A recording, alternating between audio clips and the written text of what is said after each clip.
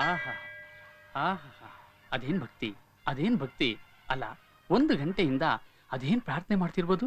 ನಾನು ನಿನ್ನೆ ಹುಸೇನ್ ತರ ದೊಡ್ಡ ಆರ್ಟಿಸ್ಟ್ ಆಗಿ ಮಾಧುರಿ ದೀಕ್ಷಿತ್ ಹಾಕೊಂಡು ಗಜಗಾಮಿನಿ ತರ ಸಿನಿಮಾ ಮಾಡಿದ್ರು ಪರವಾಗಿಲ್ಲ. ಅಟ್ಲೀಸ್ಟ್ ಇಲ್ಲೇ ಯಾವ್ದಾದ್ರು ಲೋಕಲ್ ಸೆಟಪ್ ಮಾಡ್ಸಪ್ಪ. Excuse me. ನನ್ನ ಅಪ್ಲಿಕೇಶನ್ ನ ಇಷ್ಟು ಬೇಗ ಸ್ಯಾಂಕ್ಷನ್ ಮಾಡ್ತೀಯ ಅನ್ಕೊಂಡಿರ್ಲಿಲ್ಲ ತಂದೆ. Thank you. ಎಸ್. ಸ್ವಲ್ಪ ಮಗುನ್ ನೋಡ್ಕೋತೀರಾ? ಉರುಳು ಸೇವೆ ಮಾಡ್ಬೇಕು. ಉರುಳ್ಬೇಕಾದ್ರೆ ಡಿಸ್ಟರ್ಬ್ ಆಗಬಾರ್ದು.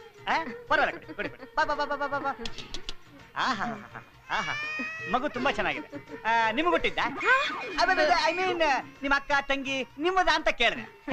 ನಿಮ್ದು ಅಂತಾನೆ ಇಟ್ಕೊಳ್ಳಿ, ನಾನ್ ಬರೋವರೆಗೂ. ಹಾಗೆ ನೀವು ತುಂಬಾ ಚೆನ್ನಾಗಿ ಮಾತಾಡ್ತೀರಾ. ನೀವು ಅಷ್ಟೇ ತುಂಬಾ ಸ್ಮಾರ್ಟ್ ಆಗಿದ್ದೀರಾ. Thank you very much. ನಾನಿನ್ ಪ್ಲೀಸ್ ಬೇಗ ಹೋಗಿ, ನಂಗೆ ತುಂಬಾ ನಾಚಿಕೆ ಆಗುತ್ತೆ. ಮಗು. ಡೋಂಟ್ ವರಿ,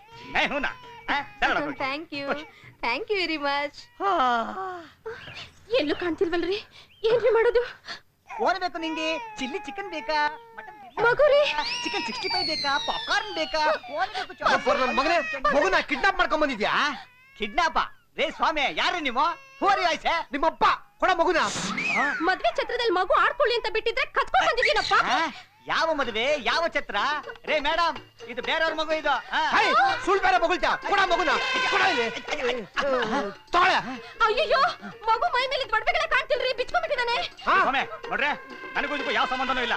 ಯಾವ್ದೋ ಒಂದು ಹುಡುಗಿ ಬಂತು, ಮಗು ಅಲ್ತಾ ಇದೆ, ಸ್ವಲ್ಪ ಹಿಡ್ಕೊಳ್ಳಿ, ಉರುಳು ಸೇವೆ ಮಾಡ್ಬರ್ತೀನಿ ಅಂತ ಹೋಯ್ತು ಅಷ್ಟೇ. ನೋಡು, ಈ ಕತೆ ಎಲ್ಲ ನಾತ ಕಟ್ಬೇಡ.